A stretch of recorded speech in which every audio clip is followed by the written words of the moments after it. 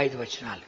మీలో ప్రతివాడును దేవుని ఎరగని అన్యజనుల వలె కామాభిలాషందు కాక పరిశుద్ధత ఎందును ఘనత ఎందును తన తన ఘటమును ఎట్లు కాపాడుకొనవలనో అది ఎరుగుండుటే దేవుడి చిత్తం. నీ ఘటాన్ని కాపాడుకో. ప్రభు నేను పరిశుద్ధంగా ఉండాలా, ఘటాన్ని కాపాడుకుంటున్నావు.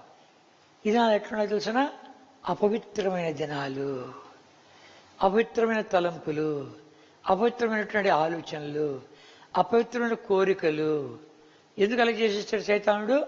అలా చేసేస్తే వాడి యొక్క కార్యం నెరవేర్చబడుతుంది, దేవుని చిత్తం నెరవేర్చబడదు. పురాణ గ్రంథము రెవల్యూషన్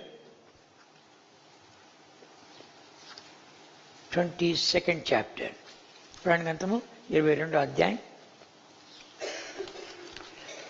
11వ వచనం.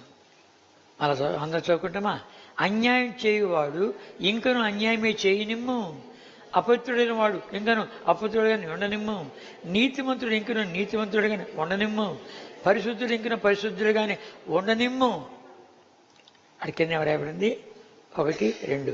1 చేయును, 2 ఉండును. అలా చదువుకుంటామా? అన్నాడు అన్యాయం చేయుడు ఇంకను అన్యాయము చేయును,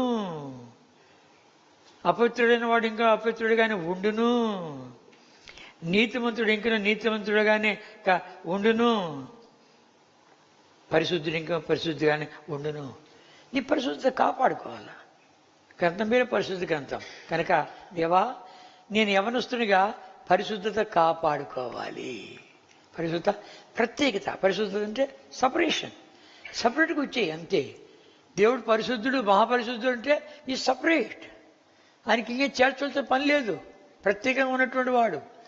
నేనంత పరిశుద్ధులను మీరంత పరిశుద్ధులుగా ఉండాలని కోరుతున్నా అంటాడు. ఇశ్రాయేలు ఐగుప్తులను బయటికి తీసుకొచ్చిన తర్వాత ఏమన్నాడు?